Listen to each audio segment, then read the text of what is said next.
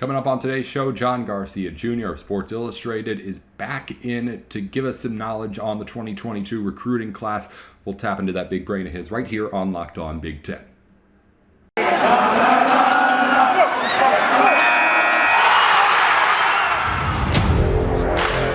You are Locked On Big Ten, your daily podcast on the Big Ten Conference. Part of the Locked On Podcast Network. Your team every day.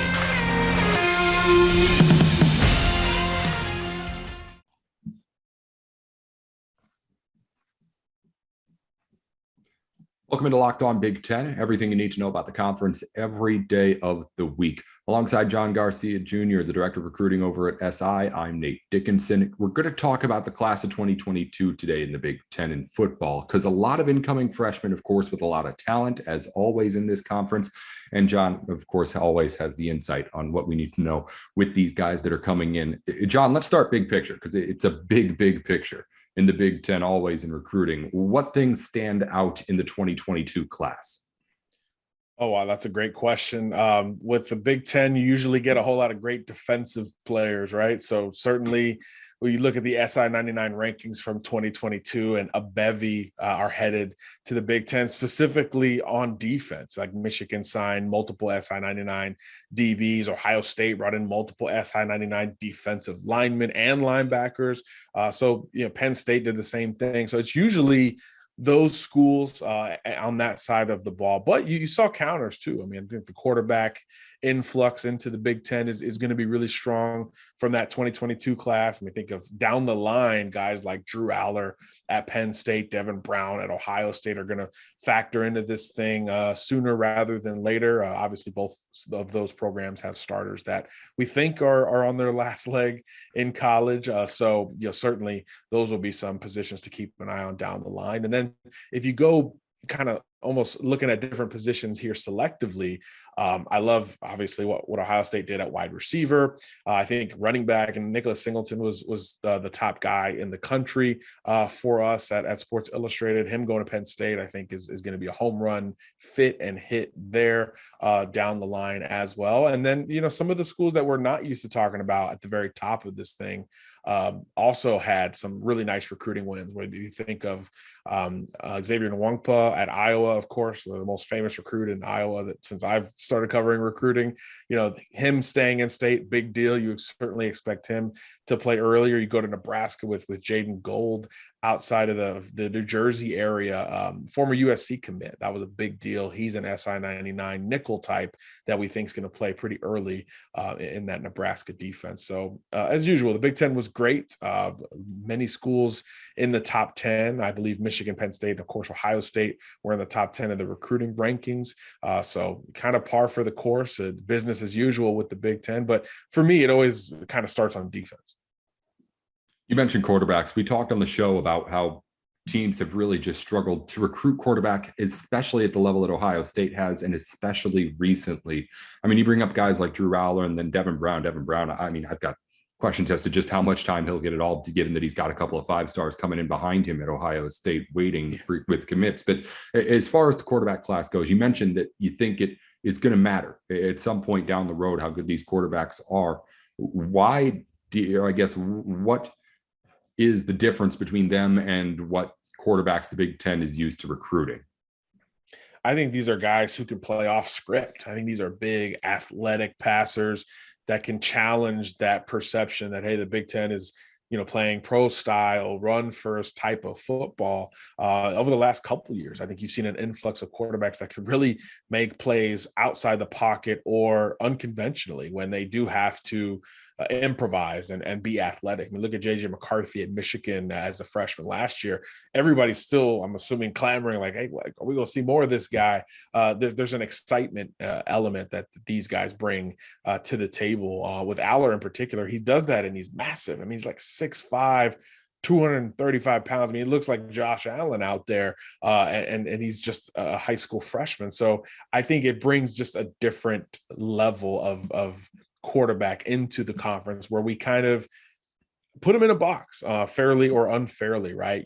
This is a system quarterback, or this is a game manager, a guy who's going to, you think of Wisconsin and Minnesota, this guy's going to protect the football, not make that critical mistake. I think Iowa has some of that perception around them as well. So getting away from that with a little bit more, gunslinger like Maryland wants to recruit, or a guy who could really move and play off script, I think that gives you a little bit more excitement for the casual fan. But obviously, it gives you a larger margin for error for some of those offenses that are maybe rebuilding an offensive line or lacking some talent elsewhere at the same time.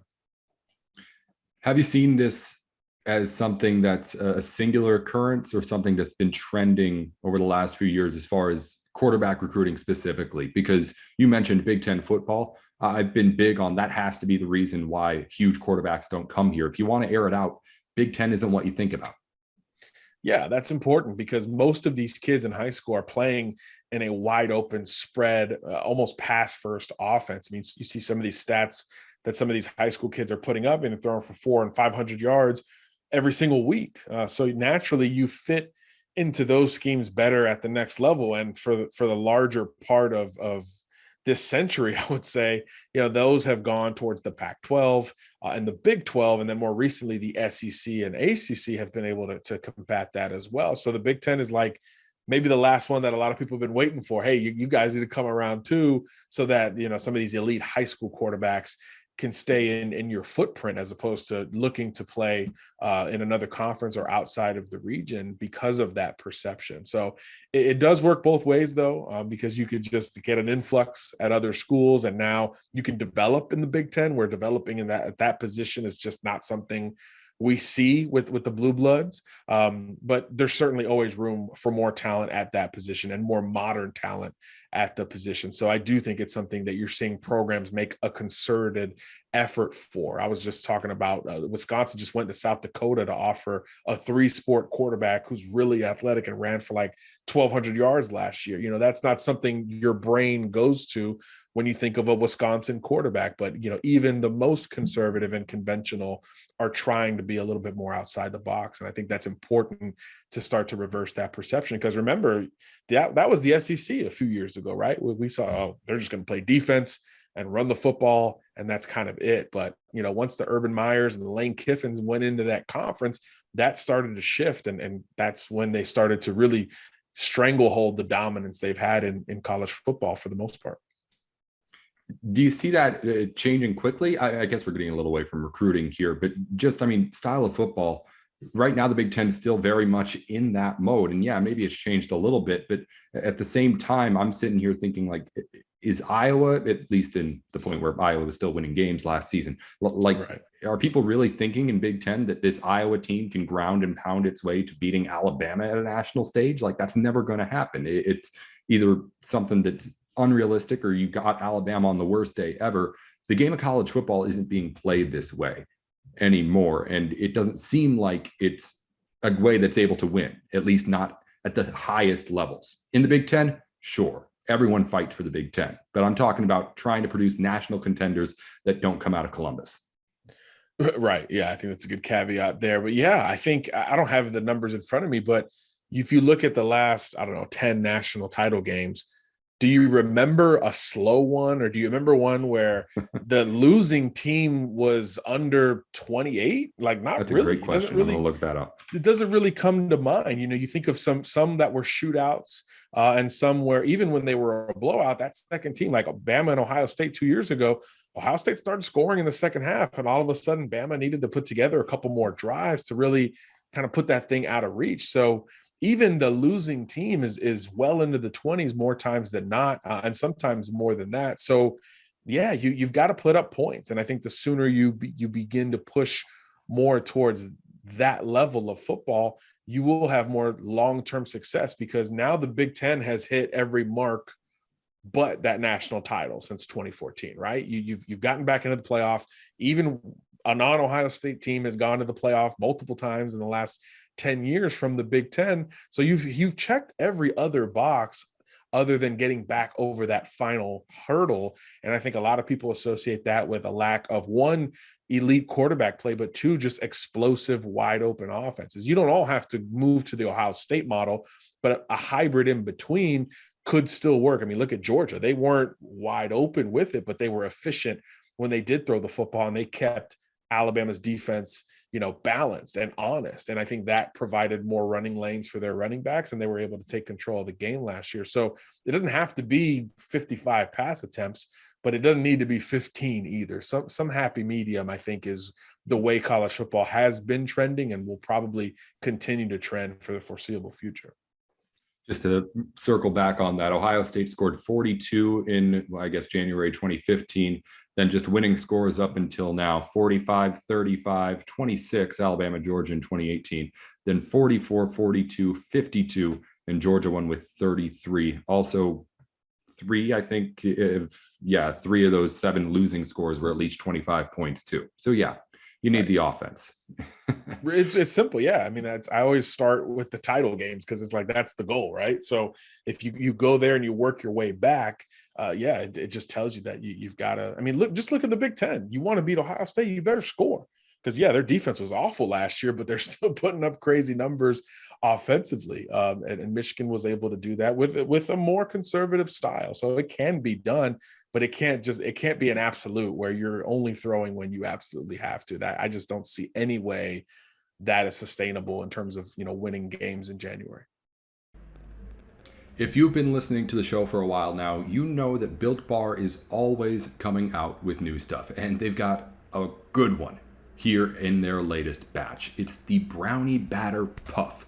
It's a new thing from Built Bar, the Built Puffs. Maybe you've heard us talk about them before. These are their protein bars that are covered with 100% chocolate, but the Built Puffs have marshmallow on the inside. It's chocolate on the outside, marshmallow on the inside, and in this particular case, a brownie batter flavor to it on that inside too. If you're a chocolate lover, you're going to want to try this one out. And I know what you're thinking. It can't have all that chocolate and brownie batter and marshmallow in there and still be good for you, right? Let me read the numbers for you. 17 grams of protein, 7 grams of sugar, only 140 calories. It's all the stuff you want and none of the stuff you don't. You've come to love it from Built Bar, and now they're just honestly throwing everything out the window as far as the rules for protein bars go.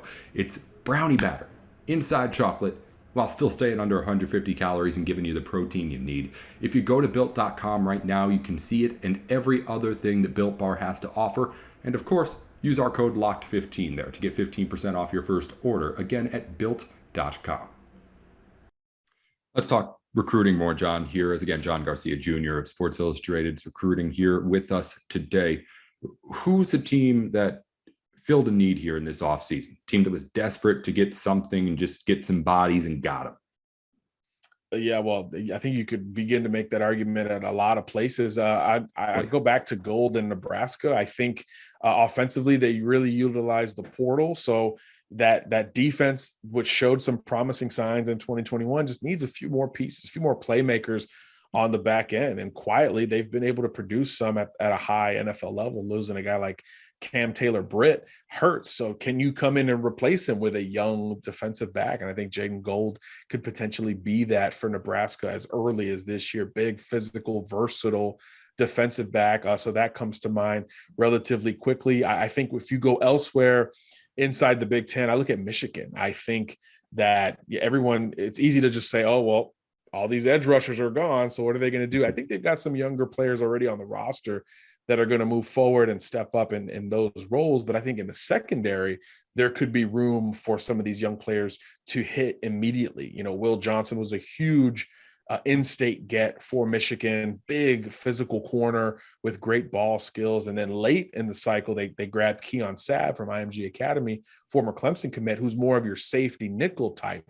Obviously, Dax Hill's, first rounder, he's gone. I could see him factoring into that conversation for Michigan, because you're talking about, okay, how do you win? You need to play offense and score a lot of points. How do you play against that? Obviously, more depth and versatility in the secondary. And I think both of those SI-99 recruits, Johnson and Sabb, can play with anybody. They played great competition in high school. And I believe they'll have an opportunity to play early in Ann Arbor, which is going to be important if Michigan's going to back up, what they did in 2021. Other individual guys who you think could get on the field right away and be names that people know? Yeah, I mean, I was looking at Dennis Sutton at Penn State, a great pass rusher who's maybe built to rush from the interior. We've seen Penn State churn out linebackers and edge rushers, so that interior pass rushing presence, if he continues to mature physically, I think Dennis Sutton could be an instant impact defensive lineman at Penn State, which is really hard to do because they recruit the front seven about as well as anyone. So defensively, that's where I go. I think CJ Hicks will be a conventional, or excuse me, an unconventional nickel linebacker type at Ohio State. You know, that group needs a whole lot of repair from what we saw in 2021. And he's a 3-down type who could utilize his length as a pass rusher in a pinch, or he can drop into coverage, which is really important in today's modern linebacker. So I think some of those make a lot of sense. And then back to Nwankpa at Iowa. I don't think he's going to sit. You know, Dane Belton was kind of this hybrid at Iowa where he was like a safety, linebacker, nickel, depending on what the offense looked like. I think Nwankpa can step into that role and do some of those same things. He's actually bigger than Belton was as an NFL prospect. Nwankpa was bigger as a high school senior entering his freshman year. So I think he could do some of those things and become a big name in Iowa right out of the gate. All right, I want to go through just some individual players and get like a little rapid fire here on the back end. Just I'll say a name, go top to bottom as far as like top guys in the class. Just give us the quick like couple of bullet points on who this guy is as a player. As I feel like this is at least one of the things that if you're into recruiting, you're looking at. You're looking at the top list, you're looking at the top guys, seeing where the competition stands up. Let's start with CJ Hicks, the linebacker, Ohio native, 5-star recruit, easy get for Ohio State, in-state. Who is this guy? Lengthy, rangy striker who can be that tone-setting linebacker downhill, but has enough lateral ability and explosiveness to rush the passer and maybe drop into coverage and wall off a tight end or shield a running back headed to the flats, combat anything you see in space, which is really what you have to have nowadays, you know, with the screens and some of the slip stuff we see on the outside as an extension of the running game. You need linebackers who could run and track and finish when they get to the contact point. And that's what Hicks is. Still at Ohio State, Sonny Styles, another Ohio native, 5-star recruit at safety, and a big one. Yeah, reclassified, massive hybrid. I don't even know.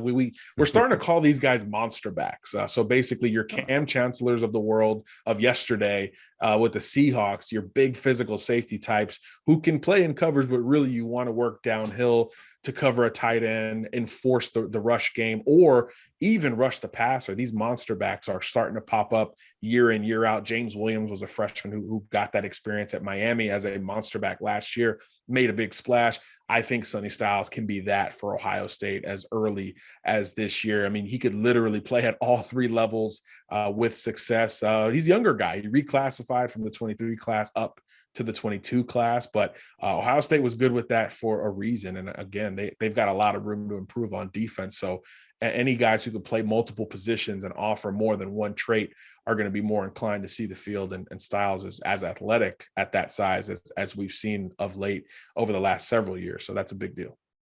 6'4", 215. And again, you mentioned overachieving, only supposed to be a senior in high school this coming year. Cornerback Will Johnson, as we stay on the defensive side of the football, you mentioned defense is where the Big Ten starts. At Michigan, he'll be a corner there, and Michigan could use it.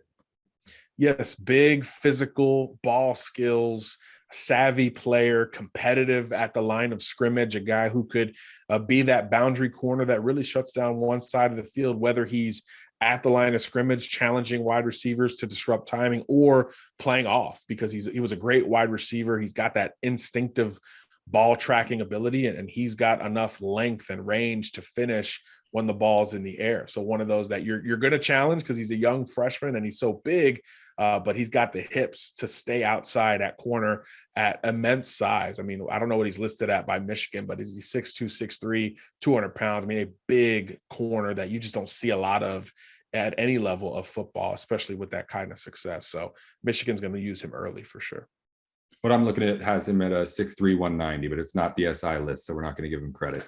Moving on, we'll get as we go on. And again, next time I will have the SI list up. I wasn't thinking about that. You mentioned Dennis Sutton. He's a defensive lineman coming to Penn State as we get the Nittany Lions in the conversation here.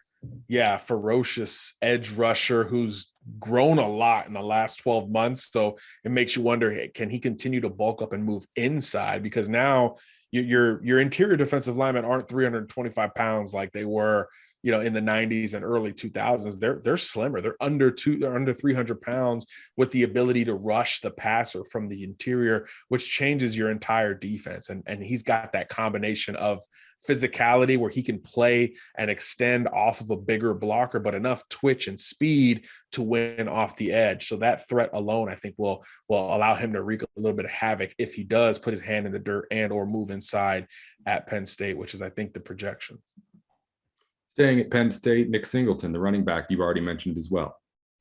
Just a balanced, think Trevion Henderson with this kid, a balanced back that can do everything you need at the position. Not small, big physical back, but he's got plenty of juice on the outside, can play in space, just a gaudy physical talent who, again, I just don't see how they keep him off the field, even with some experience coming back with Kevon Lee and some of those guys. And Singleton's going to play. He's an absolute star in the making. Was a runaway pick for us as the number one running back in the country. That really doesn't happen at that position. It'll be fun to watch the fireworks as they unfold, and whether it's Singleton or somebody else, someone's going to be bringing him in the Big Ten. John Garcia Jr. with Sports Illustrated on Locked On Big Ten with us here today, and hopefully once a week too, as long as we can get you in and steal you away from everybody else here on Locked On, who I know wants to talk to you for a little bit.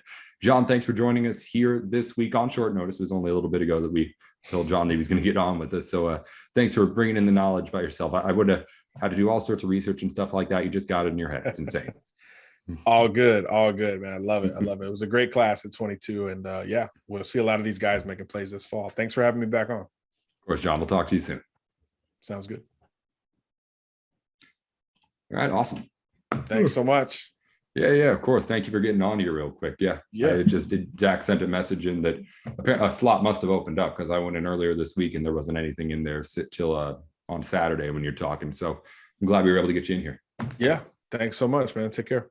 Yeah, of course. Talk to you soon. Hopefully next week. Sounds good. Bye. Bye.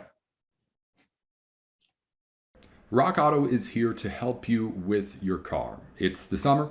It's time to get out for a drive. And if you need a repair, an upgrade, or something as simple as just changing the maps, Rock Auto can help you out with their site that really just makes everything easier. You cut out the middleman of having to go to the dealership or some sort of parts shop. You don't have to go anywhere, as they'll deliver things right to your door. If you're not a car expert, they're of course going to make sure that you have exactly what you need for your car specifically, because there's a lot of different parts out there to choose from, of course. And again, you don't leave your couch throughout the entire time. It's cheaper without any extra steps to go through. Everything that you could really desire out of one place to go for your car. Fixing your car is stressful. Make it a little less stressful by heading over to Rock Auto. And if you use the service, be sure to put Locked On in their How Did You Hear About Us box to let them know that we sent you.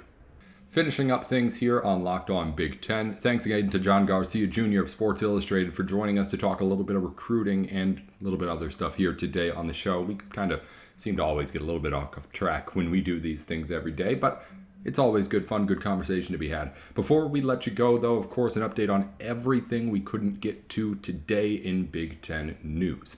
First off, a whole lot of athletes of the year are starting to come out in spring sports. First, in rowing, Lauren Feinstein of Indiana is the Women's Rowing Athlete of the Year. Ohio State coach Kate Sweeney is the Women's Rowing Coach of the Year.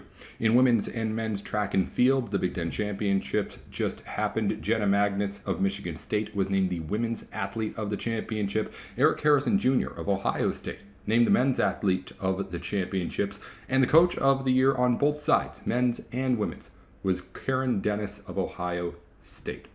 In rowing, 3 teams selected to the Rowing National Championships out of the Big Ten: Michigan, Ohio State, and Rutgers, all headed to fight for a championship with the oars.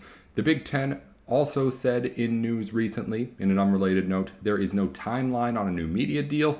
It still seems like it would happen a little bit sooner than later if you were asking me, but they mentioned that nothing new happening yet. They are going to keep streaming options open, but again, I'd expect that to be at least a little bit here going to be something that happens again sooner than later. But we really won't need to talk about it until more news comes up, so it's not something anyone will be losing sleep over. Finally, big news from the NCAA. They've removed restrictions for conference championship games, allowing conferences to choose their own title game teams. Now, this is big for what's been going on around the suggestions of removing divisions around Power 5 conferences. We're going to talk more about this later on, but it, again, just really opens the door for conferences to try and make these moves in a way that they wouldn't be able to before. Big Ten, for example, wouldn't have had to put an Iowa in a Big Ten title game, for example, there. But again, I've already talked a lot about how I think no divisions would benefit the Big Ten a ton. We're going to talk more about this decision later in the week with Matt Sheehan on Friday. That's all for news here on Locked On Big Ten. I hope you enjoyed today's episode. Coming up tomorrow, Jacob Rude is in. We'll talk to him about a CBS list of the top coaches in the country in the Power 5. Where do the Big Ten coaches stack up on the football field? That's coming up next time here on Locked On Big Ten.